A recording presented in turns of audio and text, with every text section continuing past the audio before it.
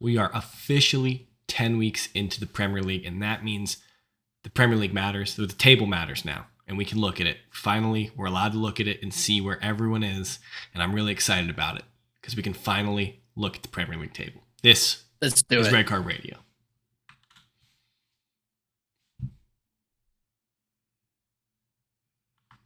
Good morning, good evening, good afternoon. Wherever you're listening from, thanks for tuning in. Red Card Radio is a weekly look at the Premier League from three friends who support different clubs. My name is James. I support Arsenal. The man who's trying to interrupt me, his name is Brad. He supports Chelsea. And also with us tonight is Sean. As always, he supports Tottenham. Kind of maybe in different mindsets because, lost a manager early in the week, got a new manager. We'll see. We'll get your thoughts on that. Brad, you look like you were chomping at the bit to say something. During my intro. I just really want to know. I just really want to look at the table. So, can we pull that up? Because who's at the top of the table? We won't look at that for a couple minutes. But that's been my joke or it hasn't been my joke. It's my mantra going into every Premier League season is that there's no point in looking at the table until you're 10 weeks in because everything's so volatile. Especially early in the season. One win, one draw, something like that, and it drastically affects current positions in the table. But as always, what we got on offer for you tonight, we're going to be talking about some comments from last week.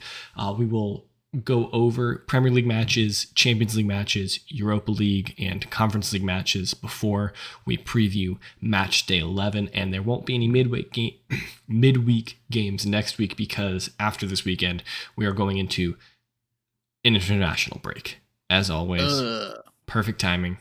International breaks, it's like, oh yeah, the season's rolling, and then boom, international breaks. Though, if we look at the calendar, this one feels like it's an okay time to have an international break. We're like a quarter of the way through the season. That feels like it's a decent time to have the first international break of the season, not the third. But that's neither here nor there. But if we've got you listening this far, we would really appreciate it if you could hit that like button, hit that subscribe button, rate us 5 stars if you're listening on a platform that has that ability. Leave us a comment, share it with a friend, do all those things. We would love to hear from you and interact with you. We don't want you to be inconvenienced in any way should you not do those things. Right, Sean? You don't want to be inconvenienced. No. If you do not like, subscribe, 5-star, you may have the next 5 to 10 doors that you think are push happen to be a pull. Cool. That would be tough. That's a very minor inconvenience.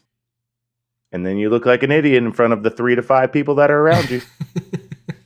Because it's never actually that many, but it feels like everybody's watching. Yeah, it looks like a push, but it's actually a pull. It's got like the bar across the middle. It's not actually a handle or anything. So if you could do those things, we would really appreciate it. We wouldn't want you to be mildly inconvenienced by pushing on doors that are actually pulls. So don't do it. Don't do it. Actually do it. Rate this podcast, and then it won't happen to you. Exactly. I believe that there is firsthand accounts of someone after they 5-starred this podcast, their dishwasher started working again. So exactly. The proof is in the pudding. I'm just saying. There's pudding and it ain't banana. All right, we're gonna look at our comments from last week. 2 we had from Jimmy and Joel this week. Jimmy, Sean, this is directed specifically at you because I believe there might have been a challenge set up last week about penalty stopping and saving penalties, and you challenged Jimmy, I believe, and he did say that he took some penalties in high school, but his conversion rate was not so good. So you might have a chance. It ain't going to be very good against me either. Oh, man. We are absolutely setting this up. This is definitely going to happen. Like, everyone's going to meet in Charlotte. I feel like that's kind of halfway. I'm sure that there's some municipal field we can go to. Oh, man, this is absolutely happening. Absolutely happening. So we'll get this happening. We'll have it recorded. Make sure you hit the bell on the YouTube channel so you can see Sean flailing in the goal. This is the precursor to Sean versus Zlatan. Yes, the practice rounds. Maybe that can be our thing. Our shtick is Sean takes penalties. I'm saving listeners. I'm telling you guys. Leave us a comment if you want to take penalties against Sean. Just hit us up on Twitter. Meet us up in Charlotte. I don't give a shit. I'm blocking everything around here. Oh, man. All right. Moving on to the more serious comment. This is from Joel. This is about Newcastle. So we had been having this conversation about Newcastle being taken over by the consortium from Saudi Arabia. And we were having this conversation about when we think Newcastle will be relevant, when we think that they will be challenging for the title, challenging for Champions League positions, things like that. And so Joel thinks that Newcastle's trajectory could be similar to City in 2008. He thinks the levels of United, Chelsea, and Arsenal in 2008 aren't different than City and Liverpool are now. And that if Newcastle spend the money well and broadly in players, training facilities, academy, he doesn't see why they can't challenge in the top four. Challenge in the next 4 years, excuse me. Well, see, that was my main point. And I think you kind of echoed that, James. Where they're going to win is not clearly with financial fair play. They can't just go buy Mbappe, Sergio Ramos, whoever, like the best center. They can't just go buy a team with financial fair play, because Newcastle's income, which, by the way, for our American listeners, Newcastle is one of, don't get it twisted, Newcastle is one of the biggest clubs in England. Yeah, they're definitely one of the biggest. They just haven't been good. Their fan base is enormous. Newcastle, like their fan base is the north of England. For sure. And so like their income is good, but it's not United, it's not Liverpool, it's not Chelsea, it's not the big clubs, but it's up there. It's same as Leeds. But anyways, what I was getting at is they can't just go buy a club, but what they can do is go buy academy players and convince them to come there, train them right, buy academy coaches, and in 3, 4, 5 years, you've bought a F ton of 16, 17-year-olds that are now 20, 21 that are amazing. And now plus what you brought in over the past 3, 4 years. Okay. Now we've got a squad to work with. I like the thought process. That's my point. That was my point. I like the thought process of building through an academy, but it's a much longer process than 4 years to build through the academy. If Newcastle expect to be legitimately challenging in the Premier League over the next 4 years, it's not going to be through the academy. They're not going to have enough time to produce talent through the academy. Remind me where you two stood on. Because I said I'm greater than 5 years. All right, you were greater than. So 5 years, top 4. I'm greater than 5 years for top 4 for Newcastle. Brad, where were you? I was greater than 5 years as well. Okay, so I'm the only one. In 5 years, I believe they will be in the top 4. Okay, but that's assuming that Tottenham doesn't get better, that Arsenal doesn't get better, that United doesn't get better, that City doesn't get better, that Liverpool doesn't get better, that Chelsea doesn't get better, right? Like they have to get to that level and surpass that level to get to be fighting for the top 4. Yes, let's think about that. This is my point. I think football in England in 2008 was a very different landscape than football is in England in 2021. I think that Chelsea. It was even more top heavy then. I disagree. I think that there were some outliers. I think there were about 3 outliers, and even in 2008, maybe 2 legitimate outliers in 2008. Actually, okay, I'll take Arsenal. Arsenal were still big. Chelsea, United, Arsenal would be your 3 outliers. So those were the 3 outliers. Now it's not that we have 3 outliers. Now we have 6 outliers. Maybe 7 if you consider Leicester. Maybe 8 if you consider West Ham. So I know that West Ham aren't there yet, but there is talk of a Ukrainian billionaire investing money in the club. And so if we compare, now if you asked me if I thought West Ham had a better shot at challenging in the top 4 with this investment from the billionaire or Newcastle, I would pick West Ham because they're already set up better to succeed right now. They're already have a good team. They're on a stronger footing. Newcastle, they need a manager. And so the reports are that they're going to sign Eddie Howe, right? That's what Fabrizio said. I think that's when Fabrizio tweets it. I think that's as good as done. Do we think that Eddie Howe is the manager to take you to the Champions League? Well, I was To looking forward take to them having out this of the conversation. championship, yes. To take them out of the championship, No, yes. that's not the question. No, The question no. is I to know. take them to the No, I don't Champions know. League. He's not. He's not. I was interested to have this conversation Let's have because because Eddie Howe is a damn good manager. Is he? He got them promoted 3 times, held them up in the Premier League for 4 years with dog shit players, and then finally got relegated. It was 3 or 4 years, right? That Bournemouth were up, and he's still their manager. Well, not anymore, but that's a daggone good manager, man, and he's not working with much. Imagine what he could do with money and a little back. Like they're gonna go get somebody in the January transfer, so he's gonna have somebody to work with. They have to get multiple people in this January window for any chance of staying up. Okay, but the problem is financial fair play, so they can't. They still spend $100 million. Financial fair play doesn't matter. It's a 3-year rolling average, so like they could spend a lot in January and be okay, I think. But the problem is making transfers in January. It's very difficult to A, pull it off, and B, for it to integrate well into your team. So yeah. But if you hire the right scouts, that's what I'm saying, is they have unlimited money. January is in 7 weeks. Like we're talking about getting the infrastructure in place over the next 7 weeks in order to have a successful January transfer window. And then on top of that, surviving in the Premier League, because there's no guarantee this year that Newcastle will stay up. But taking it back to Eddie Howe. Back to my point. I think that is the perfect manager to start the build. Do I think they enter the Champions League with Eddie Howe? No. Where do you think they finish with Eddie Howe? What position in the league? I think they do not get relegated, which is the goal. Okay, in 2 years, say Eddie Howe saves them this year, they stay up. So next year, or the next year after. Season. Sure, yeah. I think they're with 2 windows under his belt and January and summer. Okay. They're 10th to 12th. Wow. I think you're way high. I think they're still fighting relegation because not only do you have to bet in January, you have to bet in the summer.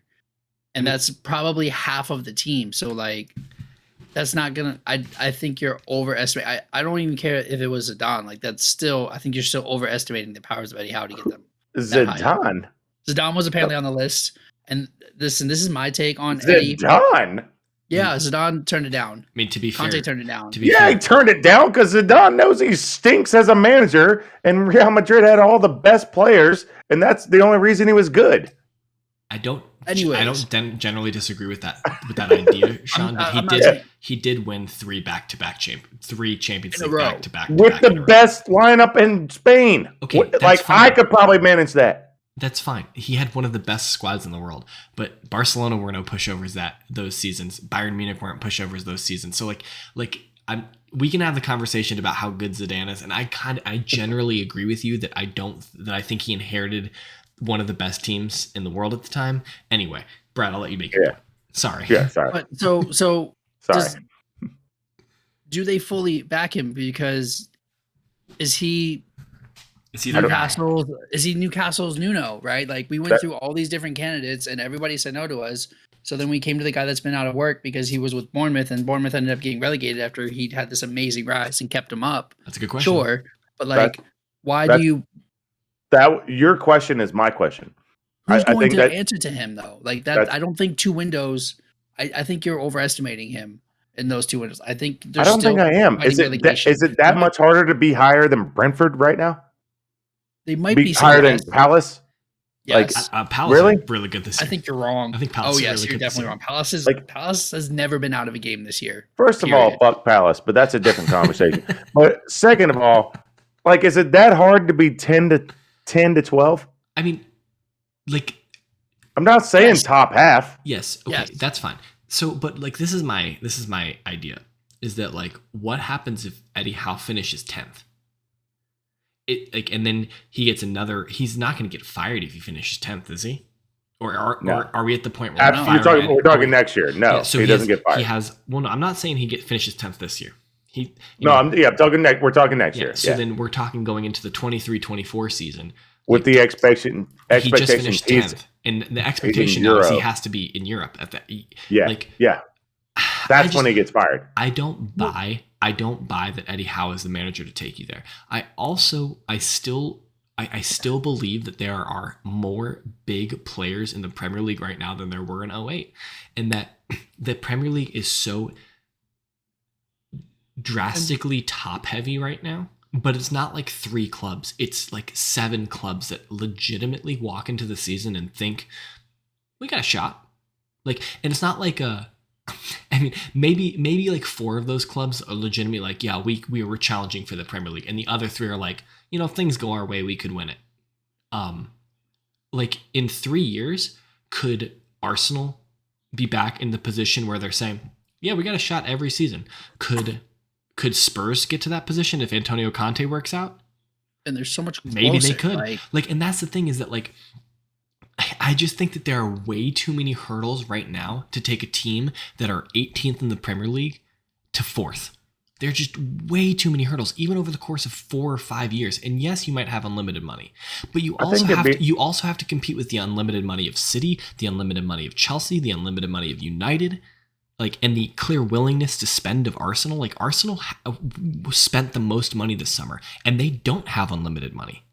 And so, I think if you look at that, there are big fish playing in this pond, and if Newcastle,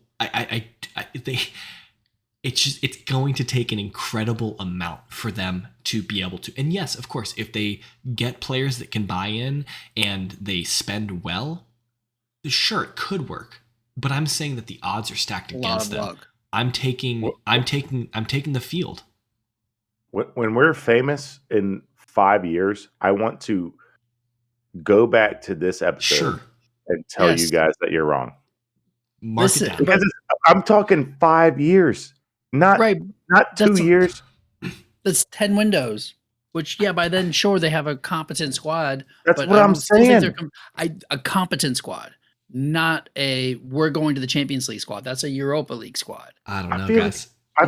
You know what I feel like? Here's the second part of this. The second part of this is the difference between City and Newcastle sounds huge, right? And it is huge. 320 billion to 5 billion, right? Or 25 billion, right?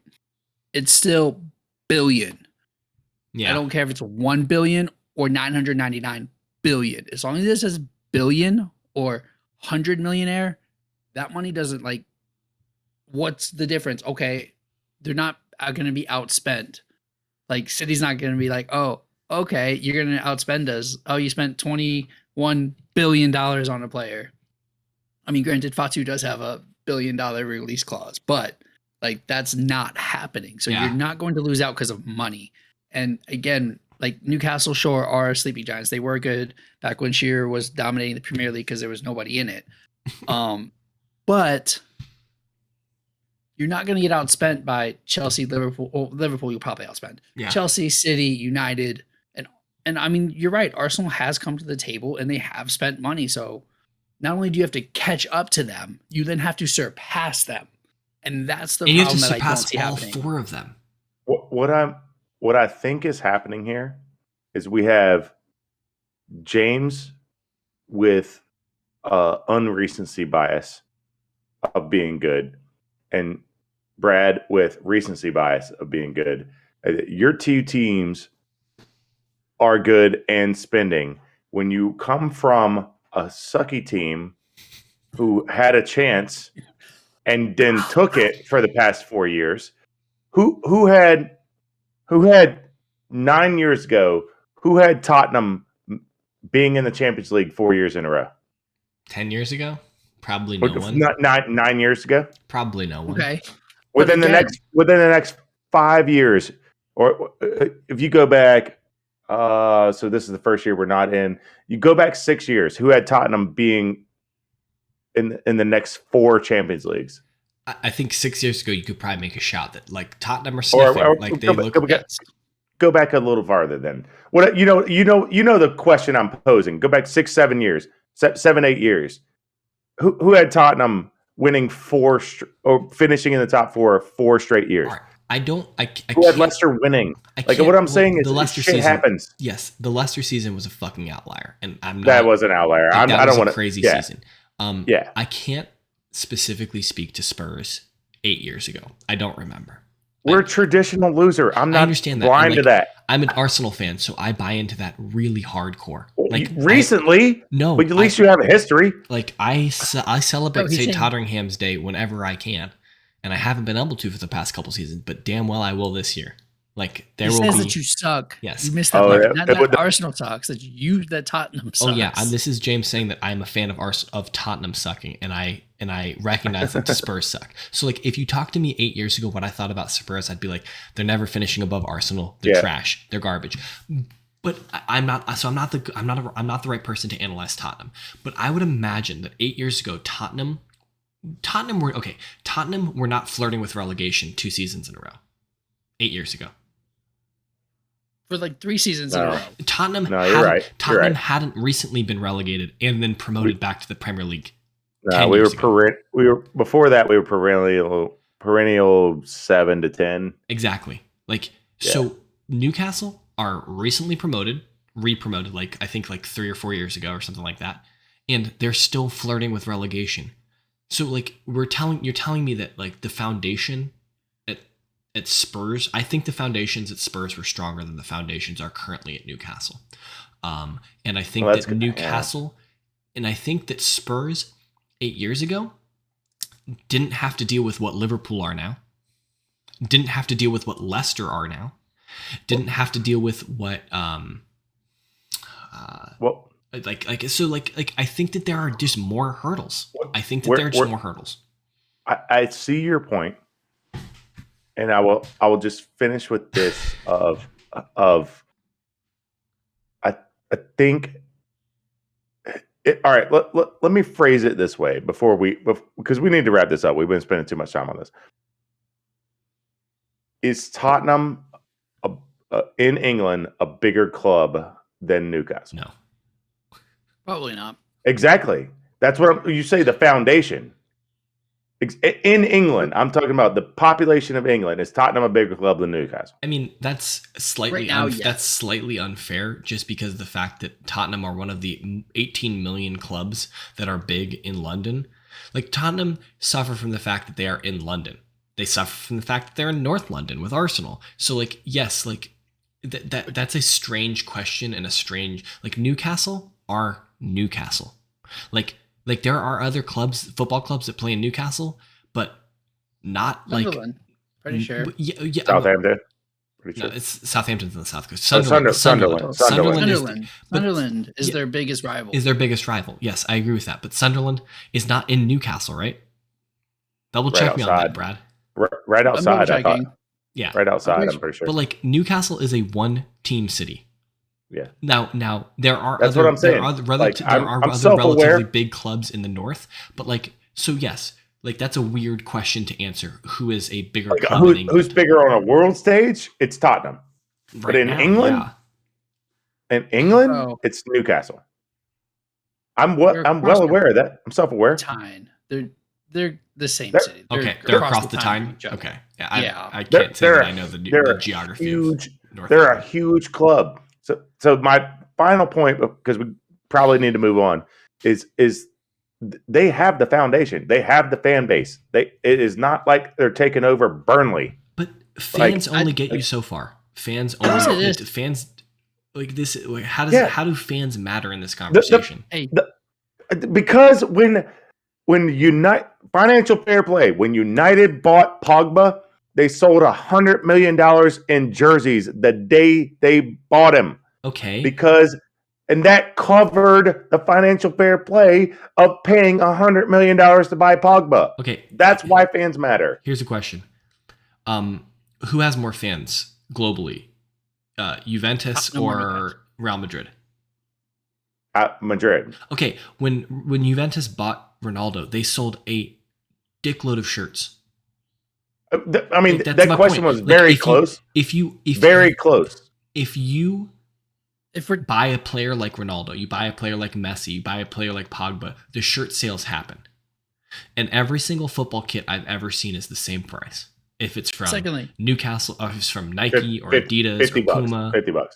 they're more if you're expensive than that. thinking, it's a lot more expensive than that. And if you're talking commercial viability, the Newcastle is definitely subpar to Tottenham. Tottenham is one of the best commercially viable clubs there are. That's Yeah. what Levy did. No, I'm for you talking. guys. I wasn't talking So- about globally. I'm talking about in England. But this but this is a global I think game this, now. I think the conversation it goes slightly beyond England in the fact that All right. we're not talking about building from England only. They're going to be buying players from all over the world, from Europe, from South America, from Africa, from Asia, like from everywhere. And they're going to have to be dealing with the fact that there are at least 6 other clubs in England that are vying for those players as well, in addition to multiple clubs in Spain, multiple clubs in Italy, multiple clubs in Germany, multiple clubs in France. So like it's not an open shut case.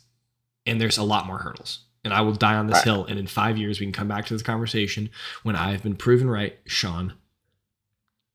And I will revel in my glory. Well, when we're all in our mansions, because all of our viewers rated 5 stars. Rated 5 stars and do not get mildly inconvenienced, then we can have this conversation. I mean, even if we blow up, I'm not moving because that's a lot of work. That's a lot of work. I'm not doing that either.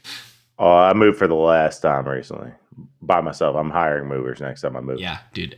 If Red Card Radio would love to endorse a moving company, hit us up on Twitter and we will absolutely read an ad for a moving company, because movers are 100% worth it. A 6-pack of beer and a pizza back hurt for 3 days is not enough for your friends. Just pay for the movers. Let's go over some results 25 minutes later. Yeah. So we had okay, actually first, now Brad's happy. We need to look at the table. Because where's my table? That's where we're at in the podcast. So yes, okay, here's the table. First position Chelsea, second position Liverpool, third City, fourth West Ham United, fifth Manchester United, up to 6 is Arsenal. Wolves are in 7th.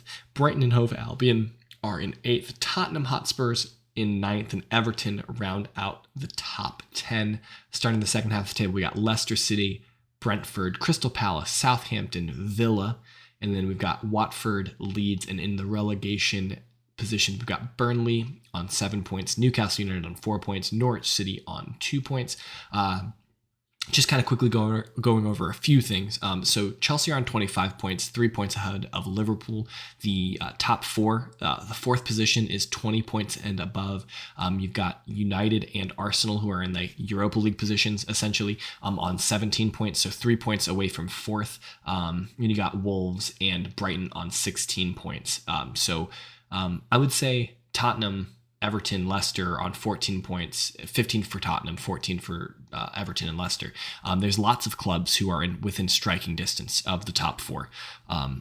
And especially if with West Ham playing Liverpool this weekend, Arsenal and Manchester United could have a shot sniffing equal points with them at the end of the week. But I digress. So that's the table. Sean, you missed the table. It's all good. It doesn't matter. It is what you thought it was. So but so that's the Premier League table. And so we'll quickly give you a rundown of the results of match week 10. We had Leicester was hosting Arsenal, and Arsenal got a big win there, 2-0. Very good game. Watford hosting Southampton. Southampton gets the away win, 1-0. Liverpool and Brighton play to a 2-2 draw at Anfield. Chelsea were up at St. James's Park in Newcastle, win 3-0. Manchester City is hosting Crystal Palace, and Crystal Palace beats City 2-0. That's a big result. Burnley and Brentford. Burnley beats Brentford 3-1. Spurs hosting United in Nuno's last game as the Spurs manager, lose 3-0. Norwich hosted Leeds Sunday morning, lost 1-2. And then Villa hosted West Ham. I was really excited about this Villa West Ham game. And Villa let me down. They lose. West Ham win 4-1, and then Wolves and Everton. Wolves beat Everton 2-1, and that rounded out match week 10. So I think there are a couple big results here. I think we should start personally, I think we should start with Spurs United, because there was a lot of heat on this game coming into it. Both Ollie and Nuno were on the hot seat, and clearly Nuno was on the super hot seat. Even though, okay, I'll paint the picture for you. Spurs lose, Nuno gets fired like 2 days later. But apparently coming into the game, Nuno's position wasn't really that in jeopardy. If you compared to who? I think wasn't this game nicknamed El Sakico? Yes, it was on Twitter, but allegedly, my understanding is what I've read is that before the game, the Tottenham Hotspur's board were not really thinking about sacking Nuno after this game, regardless of result, is that they were planning to stick with him long term. Clearly, that changed when they lost 3-0 and the crowd kind of turned on them pretty hard in that match. Well, so Sean, what are your thoughts on this? So, watching the game, I could almost live with it if that 3-0 loss was fighting for our life. Yeah. I think I texted you guys while I was watching it and said, this is the most lifeless team I've watched in the past 5 years. They do not look interested in playing. They looked lifeless. Like it wasn't even a hope. Like there's a lot of games that we've lost 3-0 where I was like, oh, we just get another one back here, we're fine.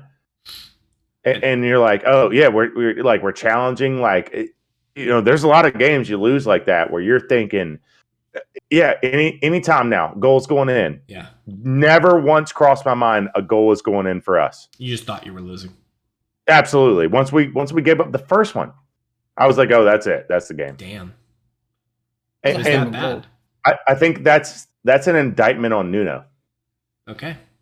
And I think that's why he ended up getting fired. I think the reason why he got fired was because of the chants, you don't know what you're doing, and then the fans chanting, we want Levy out. And that Levy is always looking for a scapegoat, and he had one available for the slaughter. That's why I think Nuno got fired. I don't know what was expected from here. Like it's essentially the same squad that Mourinho had. Like you added Romero. That's the only one that started that didn't start Royal. Did Emerson Royal play? Two players out of the 11. And you had the same type of coach as Mourinho. Defensive, hits you on the counter. That wasn't exciting before. So like I didn't understand the appointment of Nuno from the beginning. Like there was no way this was going to work out. I can tell you what the reason why they appointed Nuno was in the first place. Because he was the 8th candidate. Because he was the only one that they could get to say yes. Yeah. Right. He was the only one that they could present a contract to that would sign it. Right, which is without committing financial backing. Because that's Conte was going to come. We put the contract in front of him, and he was like, "I'm not signing this unless y'all back me, and I want guarantees." The problem with the Conte thing over the summer was all they had to do was agree to one more coach. All they had to do was agree to one more coach, and they would have had Conte this summer. That's what the rumor is that Conte didn't want to sign because they said you could only have 4 coaches on your staff, not 5. What? Are we going to talk about the Conte thing right now? Yeah. Well, I don't see why not. Let's do it. I don't see why not. Because I wanted to. We spent a lot. I'm going to try to keep it quick because we spent a lot of time on Newcastle. So we are already trending. We're already trending to overtime. I want to hear your thoughts on Conte because I have thoughts on Conte. My original thought was it was a weird feeling because I should be happy. Yeah. But I wasn't. Interesting. And I was, it was an odd thought of like, all right, well, I guess we have Conte now. But, all right, so, and then once I collected my thoughts, here's what I arrived at, is that, all right, we've got a manager. We offered him basically the same contract that we offered him over the summer. Yeah. So, like, the money for the manager aside. Are we going to pay pay for the players of a manager of that caliber needs to transform this roster? And my answer in my head was no. So am I happy? Probably not. Because he's probably going to get frustrated because we don't freaking spend money. So, like, that's where I was like, in that, like, Conte is a great, probably, like, let's be honest, probably top 3 managers on earth right now. Or Like, still living. Top 3 or 4, yeah. I think he's up in there. I think he's up. Yeah. He'd give a shot for the top 5 for sure. Yeah, Oh, yeah. absolutely. So we just great. I should be happy, but we're probably not going to back him. But apparently, we've given him a promise of 170 million, something like that, in the summer. Yeah. So, I mean, I agree with you. Like, I'm confused. But so this goes back to Pochettino. Is it like the reason why Pochettino and Levy fell out was because they wouldn't back him. They wouldn't spend the money to back him. And so you're like, okay, we had a manager that all the players universally loved, that worked really hard for him, that fought for the badge. They loved Pochettino. And they overperformed for Pochettino. Absolutely. Like your team, I fully agree with that. Absolutely overperformed for Pochettino. Yes. And then you lose in the Champions League final, which is not like that's a very respectable I still thing to tout do. that. I tout that. Like, you guys lost to an incredibly good Liverpool team that year. That was the Liverpool team that juggernaut. That was the Liverpool team that didn't win the Premier League on like 98 points. So like they were pissed. That was a Liverpool team that was amazing. And so you guys lose in the final of the Champions League, which I think is very respectable. And then you basically do nothing over the summer, piss off your manager, and then results go a little bit sideways, and you fire your manager. And it's like, okay. And then we fast forward. Now we have 4 managers that Tottenham have under contract until 2023. You've got Pochettino, you've got Mourinho, you've got Nuno, and now you've got Conte. Maybe we could have just skipped the last 3 if we had just spent some money with Pochettino.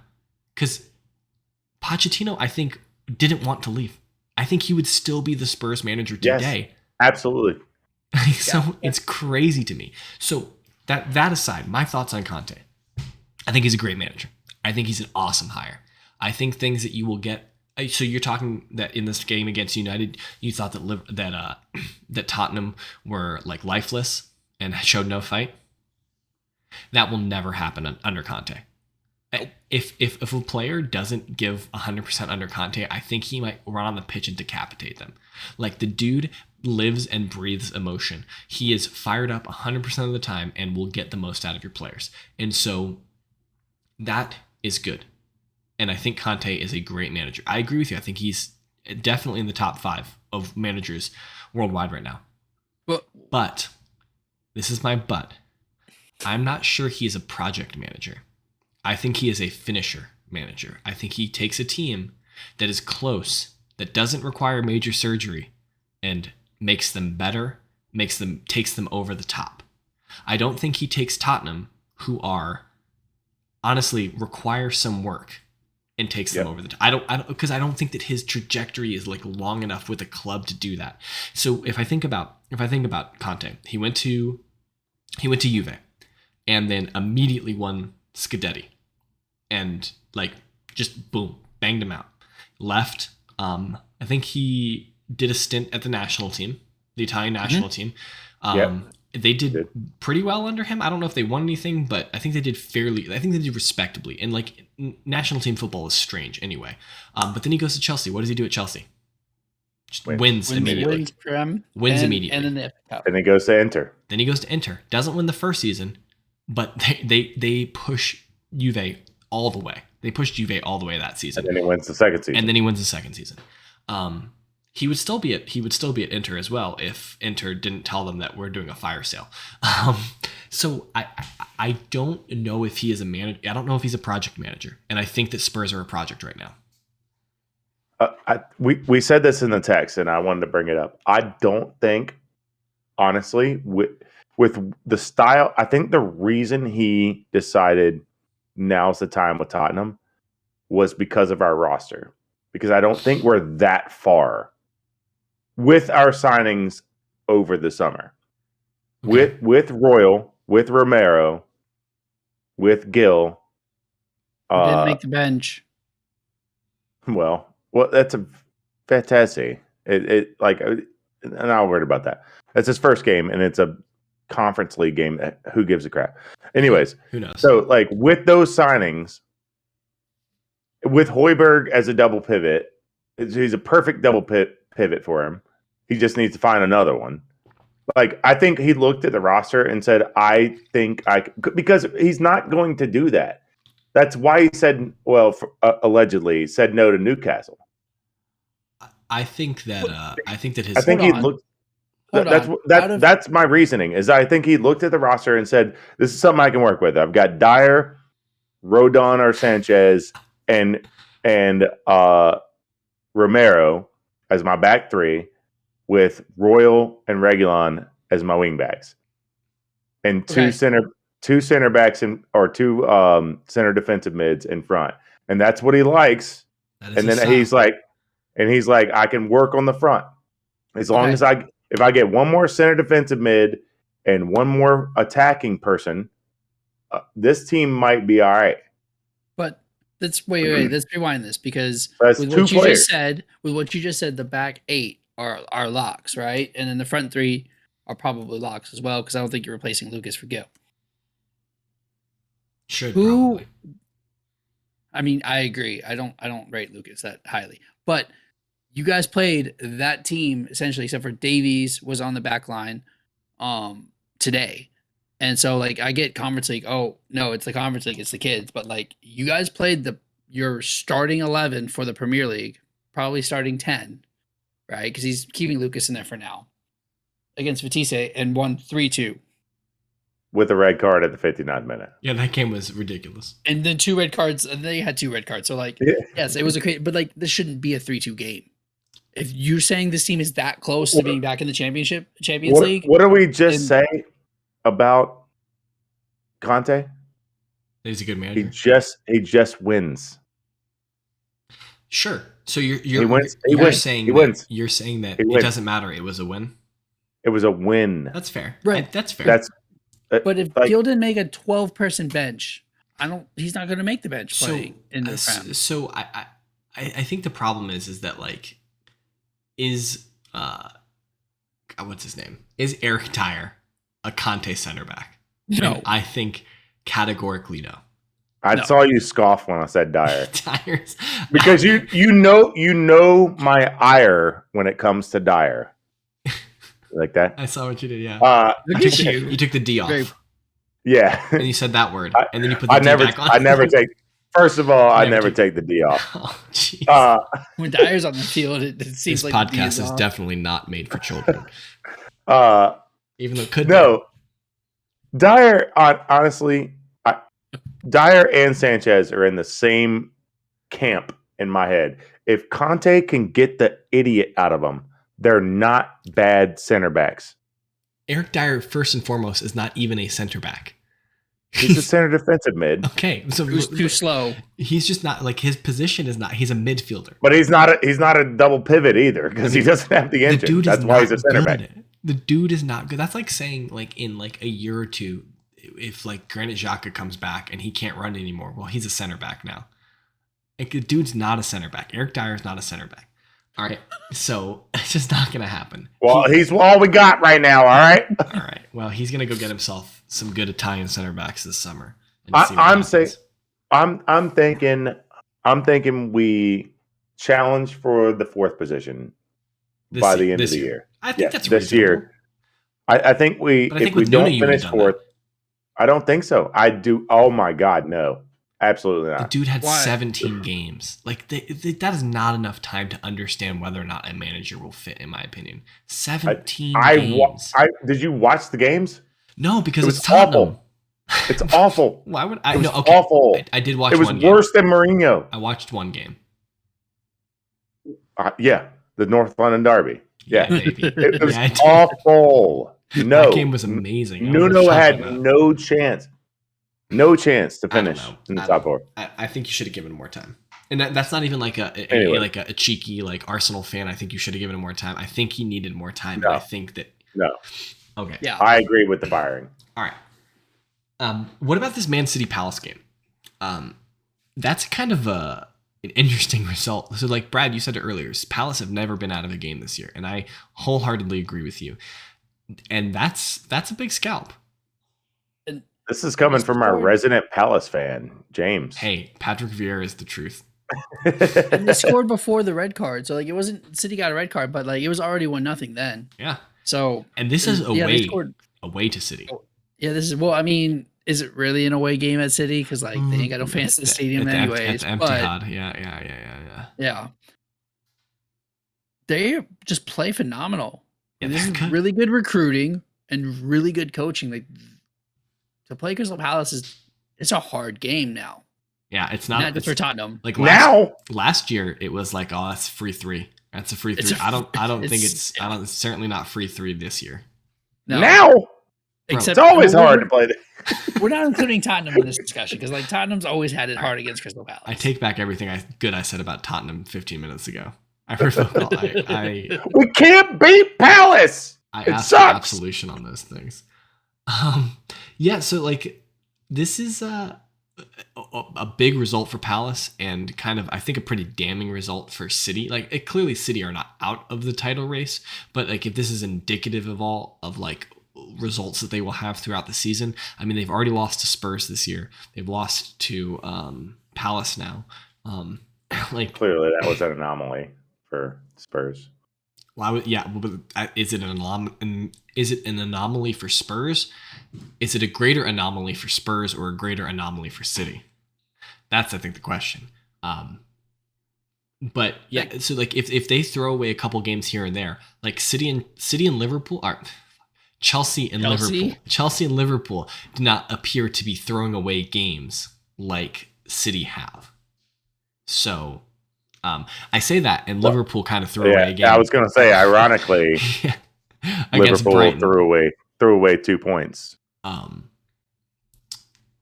don't know what I should take away from that game, because Brighton have been playing outside of their skin all season. Like they are way overperforming this year. I mean, maybe that's biased. Graham Potter experience. I was gonna say, I don't know why, Sean, you were so against having Graham Potter if he's doing this with Brighton. Was Graham Potter one of the managers we joked about Spurs signing this summer? Yes. And he's a former Tottenham player, I believe, too. So like there was some history there that said, "Hey, we'll give you a contract." You might say yes. So you guys want to know another game that I thought was going to be a good game that turned out to be not a good game? Villa West Ham. Yeah.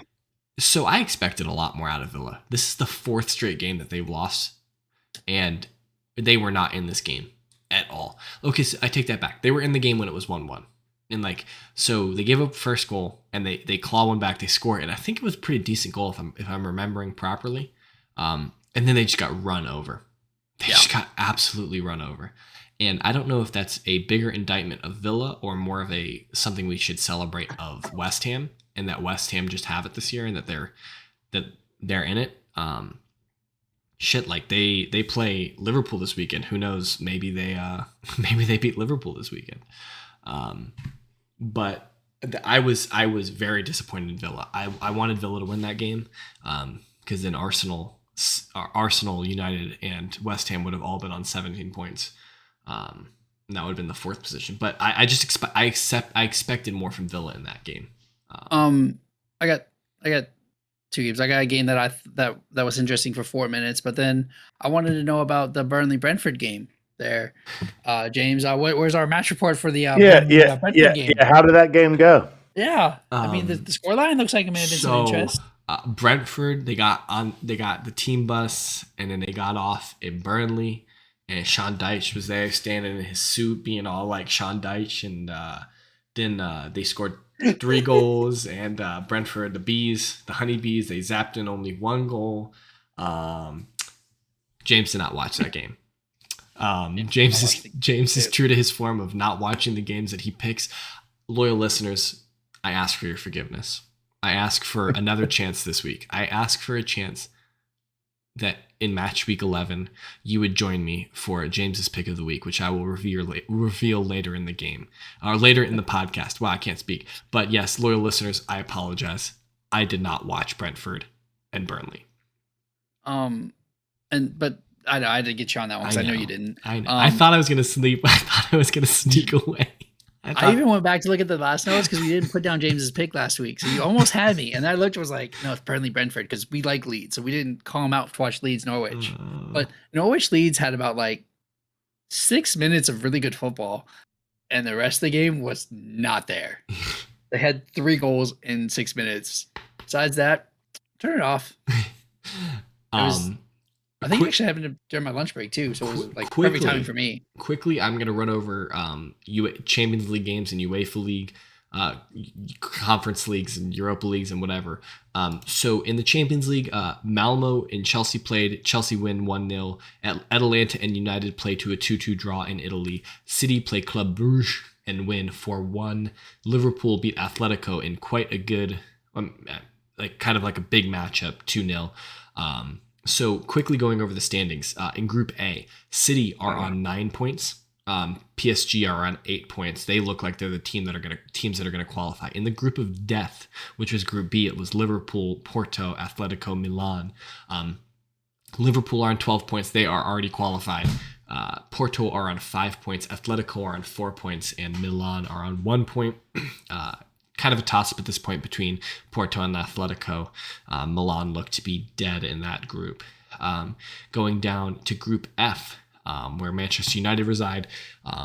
United are on 7 points. Villarreal are on 7 points. Atalanta are on 5 points. And Young Boys are on 3 points. That group is, of course, still up in the air. Probably Young Boys are maybe a little far back. But who knows? They could finish on 9 points and maybe sneak in. But I think between United, Villarreal, and Atalanta, any of those 3 teams could qualify.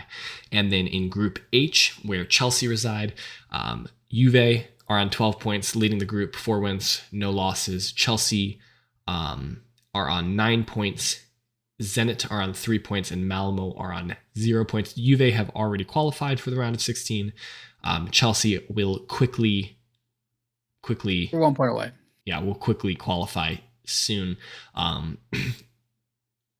Zenit need Chelsea to just poop the bed real bad for them not to qualify. But yeah, so that's where we stand in the Champions League. If we quickly look at the Europa League, just talking about the English teams, West Ham and Genk played 2-2 draw today, and Leicester and Spartak Moscow played a 1-1 draw. And if we look at Group C, where Leicester reside, Napoli are in first in 7 points. Liege are, I don't even know what team that is, to be completely honest. Standard League. Is it Standard League? I thought so, but I wasn't entirely sure. I'll have to double check that. They're second on 6 points. Leicester are one of Belgium's best teams. 5 points, and Spartak Moscow are on 4 points. So Leicester still have some work to do if they would like to qualify. And then if I find whatever group West Ham are on, Group H, West Ham look good. They're on 10 points through 4 matches. They are leading Group H. Dynamo Zagreb are on 6 points. Genk are on 4 points, and Rapid Wien are on 3 points. Probably mispronounced that. I apologize to all the Rapid Wien fans. I said it a different way that time to see if I would be right the second time. But looks good for West Ham. Leicester still have some work to do. If we look at the Conference League real quick, I need to find. We don't have to. No, there's Tottenham. Group G. Yeah. I had them already. It's unnecessary. We will real quick, just for the people's sake. It's a stupid. It's a stupid organization. It's a stupid. Love it. In Group G, Rennes are on 10 points. Tottenham are on 7 points. Vitesse are on 6 points against Spurs, and Vitesse played to a 3. Spurs beat Vitesse 3-2 today, and Mura, whoever they are on 0 points. They're clearly out. So it looks Spurs just need to not. They just need to get what. Couple more points and they'll be fine. They need to get less points and be out of it. I mean, I thought so. I think you should play the kids, but I've been saying you should play the kids for match day 1, and clearly that's not been the case. We're bringing home silverware. I forgot a point I wanted to make earlier. I have a question about the Conference League real quick before you get to your forgotten point. I have a second question after your question. Because ask away, boys. do you know if the third place finishers in the Europa League drop to the Conference League? I have no idea. Okay, that's your I homework. don't give a shit. I don't give a shit about the Conference League. You shouldn't, but okay, Brad, what's your question? Do you think Conte got confused between Champions League and Conference League, and that's why They he bo- buzzed out They all the both good start with a starters? C. They both start with a C. He did not get confused. He did not. We know All he right, didn't. But and then Sean, He was like, "Wait a minute." He got to the game today, and he was like, "I thought it was supposed to start with the champion." I wonder what the Conference League song is. or he just It's saw probably like Europa. dubstep or something. The conference. I apologize to all of our listeners in their ears over the last 30 seconds. All right, Sean, what was the point you wanted to make before we quickly look at match week 11? Ronaldo, or the second goal from United of Ronaldo's volley didn't hit the ground. Amazing goal. Yeah, it was quite That was an goal. incredible goal. I mean, what? It was the first goal. That was the second. It was the second goal. It was the first goal. No, are you sure? Y'all two should fight. I'm pretty sure it was the second. Oh no! Oh, sorry. I was like at the top. Yeah. Are you talking about in the 95th minute? It was the Yeah, second. It was the second goal. 91st minute. Excuse me. Against Atalanta. Yes. That's like. I'm sorry. Yeah, he also had a banger against Tottenham too. So continue. Yeah, it was a cross across the box. It was to the right as you're looking at the right side of the goal, and he just right-footed it in the air, slapped it across the goalie's face. I don't know if it was probably Lloris, but side net far post. It was just so a worldie. Can you guys? I thought worldie. Remind me of this. I thought that Varane was injured coming into this match and that he wasn't going to play. No, he started for this one. Yeah, Varane's been playing. But I thought this was was his first match back. This was his first match back. Okay, so he was coming back. He was coming back from a hamstring injury, right? Yep. And now he's re-injured his hamstring. Did he? I didn't know that. Yeah, he got stretched off today. Gosh. So he's out against City.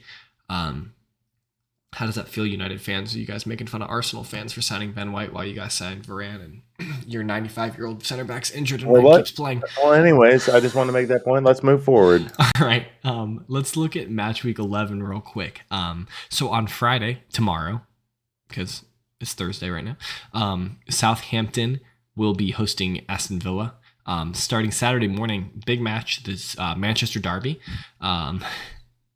At 7:30. Then we got Brentford hosting Norwich, Chelsea hosting Burnley, Palace hosting Wolves, Brighton hosting Newcastle, and then Sunday morning, Arsenal are hosting Wolves, Everton are hosting Spurs, Leeds are hosting Leicester, and then West Ham United are hosting Liverpool. What did I misspeak? What did I say wrong? Wolves are playing twice this week. Okay, excuse me. Arsenal hosts Watford. Excuse me. I'm kind of an idiot. I don't know why you guys gave me the position of in chargeness here. Hey, Wolves are everywhere. They're playing Saturday and Sunday. Nobody cares. Nobody cares about Wolves. Okay, they're playing Saturday and Sunday. I feel like you should care because they're higher than you on the table there, broski. You know what? Wrecked. I don't have an argument with that. Yeah, so what matches you guys looking forward to this weekend? Well, I'm looking forward to you watching Brentford Norwich. Is that James's pick of the week? Do you know what James's pick of the week is yet? We have not. No, I do not know. Someone. I don't know. Someone on our page has maybe thought that would be James's pick of the week, but will that actually be James's pick of the week? Is the question. Oh, well, maybe. All right, maybe. All right, maybe. We gotta wait a second. Well, before we get James's pick of the week, let's get that's the last thing out of the way. It's the last thing. Yeah. Okay. All right. What do we think about this? The Manchester Derby? What do we think about the Manchester Derby? City's gonna come ready to smack. I think City smacks them. Yeah. I'm like, I don't think that's gonna be as good a game as people want it to be. The best game of the week is probably West Ham Liverpool. That's what I'm looking forward to. That's really like looking at this. That's the only one that's really interesting. Yeah. I have a pick of the week for James to watch, and it's not Brentford Norwich. I think my best game of the week would probably be Spurs Everton, but only because homerism and to see what Conte does. That And seems like Everton's not a bad. It seems like Yeah, even it's levels. and not a bad team. Everton's not a bad team.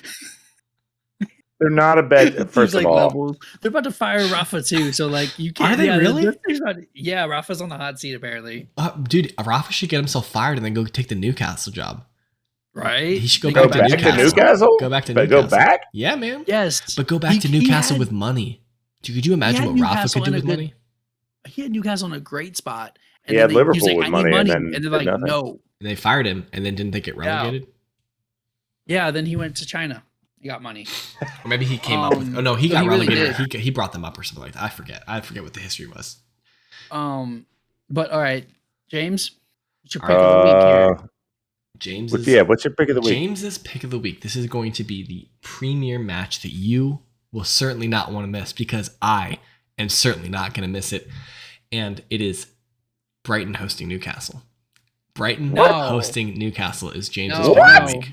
Really? Yes. I think your pick of the week should be Southampton Villa. I think you should be watching football. I think it should be Brentford Norwich. No, Southampton Villa is the worst game on this. Brighton Newcastle. All right. Look, here's the thing, right, Joel? Okay. Joel, I need you to hold James accountable to this. Down. In the comments this week, okay. Joel, I need you to put something. At least somebody's watching. Didn't happen or did happen in the Newcastle game, and we're going to quiz James on this and whether or not it did or did not happen. Okay. And a fun fact Joel shared with me: the most steps in a Premier League stadium is the Newcastle Stadium. Is it St. James's Park? Really? Yes. Well, no, it's not St. James's Park. It's not St. James's Park. It's Reece James's Park. Oh Jesus! Oh, okay, get out of here. All right. Yeah. Anyways, all right. We didn't talk about the Newcastle game. Newcastle. All right. Anyways, those were two heck James, of goals enjoy too. that game because it's going to be a dumpster fire. Yeah, that is actually, I think, going to be the lowest brow game of the week, and that's how I pick James's pick of the week, because it's what I think will be the worst game possible, and I think that game will be the worst game possible. But yeah, that's all we got. Come back next week, and we'll talk about James's pick of the week, and we'll see if I finally watched a game I said I would watch. But if you're still listening, we really appreciate it if you hit that like button, hit the subscribe button, give us a review, rate us. How about you rate us 5 stars, but you give us honest reviews in the feedback in the comment section. Hit us up on Twitter. As always, you can hit us up on Twitter. Got at KSBradG, at Top of the table. At Whiteheart_Sean, Not top of the table. at James Tiffany. Not top of the table. Okay, and we are collectively at Redcard_Radio. Brad, you have an uncanny ability to destroy intros and outros. It's what I'm here for, baby. It's what I'm here for. Whatever you can do to just throw someone off, you're there, man. Amazing. I appreciate it. Hey, listen, I didn't throw you off when Wolves were playing twice this week. Okay, yeah, but that's what you're working with. I'm kind of an idiot anyway. And then you're going to try and throw me off even more. All right, that's it. That's all we got. Until next week, we will see you all next week with some more breakdown of Premier League action. We will see you all later. Thank you. Good night.